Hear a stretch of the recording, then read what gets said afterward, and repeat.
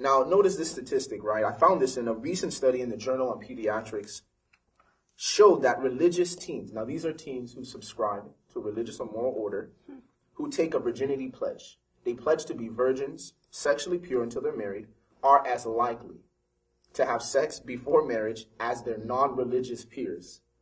And they're less likely to use condoms or birth control when they become sexually active. Now, secular sources see this emphasis upon sexual purity as devaluing and not valuing youth. And the question, what is the Christian perspective? Thank you for that research. I don't think we fully understand what's happening around us, especially when you're secluded in the church. You don't realize the mentalities that people have. And this is something that we don't really talk about much as Christians. And I don't know if I'm just getting old, but I remember when I was 13, that was not something that I would even want to do at 13 years old. Granted, I understood what sex was, but I was not interested in having sex. You know, maybe I thought guys were cute, but sex is like you understand that's, you know, something of another order. You're not going to enter upon that at 13 years. Correct. And now we see that our society is at a stage where this is the average age for young people to be having sex. Is this something that you see has been happening of late, or has it always been happening, but as a church we've been secluded so we didn't realize? I think the main issue that's clarified in the article, in the U.S. News article about that, the youthfulness of that age, is the fact that it isn't average. There are still young people losing their virginity later on in life, and there are some young people losing it earlier than 13. But what it's revealing is the fact that young people are being exposed to sexuality at a younger age. I remember there was one story noted in the article about a mother who went in to the doctor with her daughter to get a checkup. And she was wondering what was wrong with her mouth. She was having issues with her throat, her breathing, and all these different things. And the doctor came back with a report and said, your daughter, who is 13, has gonorrhea of the throat. And this was like, you can only imagine a mother walking away from this experience, like, what in the world is happening? And of course, she's driving home with her daughter thinking, where did you get the notion to do something like this? And what you find is that this exposure is happening earlier and earlier. And I think what's happened in society is there's been a shift from when children are exposed to sexuality, who exposes them to sexuality, and what is the context in which sexuality is exposed to them. Is this something that is to be enjoyed, created by God, and has a specific place of sacredness in my experience? Or is this just some flippant thing we do in the dark when nobody's looking, nobody's watching, we cut out the lights? Also, in society that we don't talk about it, so it has become a thing hidden in the closet. That's interesting, because the other thing that came up in research is that we live in a postmodern world. And in the times of modernity, the tenets of modernity were isolation, sexual frustration, and alienation. This is when the big towers were built. This is when the apartment buildings were derived. 1,000 people living in one building. And then whatever was going on next door in your neighbor was not your business. And so this tenet of sexual frustration as a postmodern generation, in response to the fact that our parents, the baby boomers, don't talk about sexuality. You have the birds and the bees conversation, but you don't talk about that, you don't speak about it, you don't kiss and tell, so to speak. And so what that's done is now we've taken it to the opposite extreme. And now we're like, you know what? I'm breaking out of this mold. I'm breaking out of this emotional suffocation, so to speak.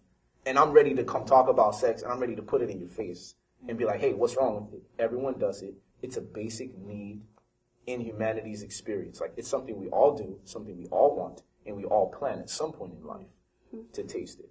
Yeah, it's funny how it's everywhere, but yet we don't talk about it.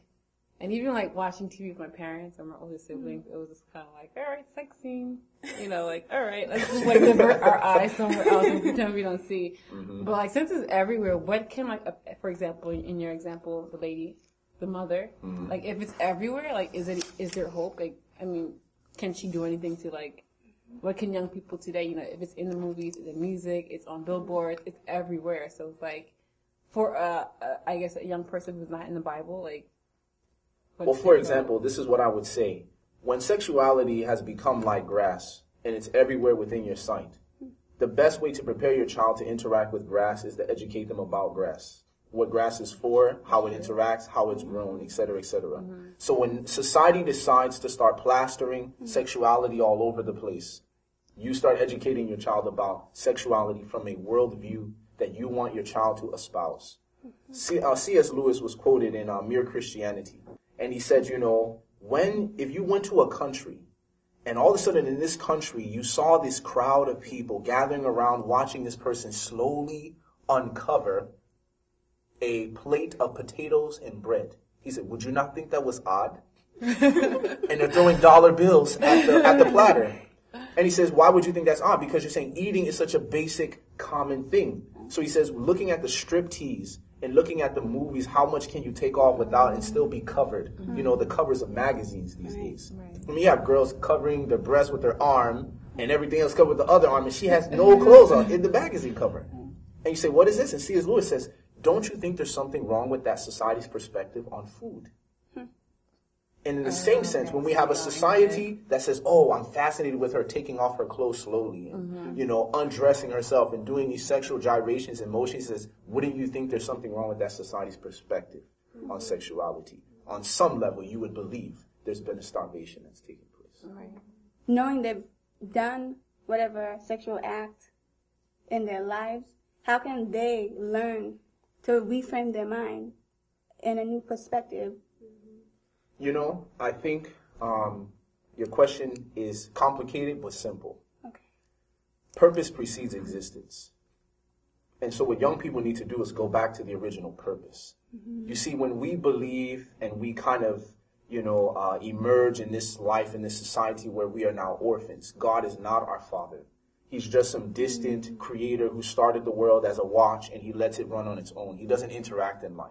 You see, when we have now orphaned ourselves away from God as a father, as a creator, as a source of the things that we experience and see in life, automatically you're going to lose value. So in this sense, it starts with saying, what was God's original purpose for sexuality? Why is it that he preserved it for the time of marriage? Could it be that God saw some fragility? Could he see that he saw some level of vulnerability? Something that would be deep in a man or in a woman that should only belong between two individuals who have already committed to each other till death do us part. And I think it's by us reframing our work to say, it's not about what I enjoy about it. It's not about what I hear about it. It's about what it was created for. And when I return back to its purpose, then I think I will derive the utmost of the depth of the meaning of sexuality.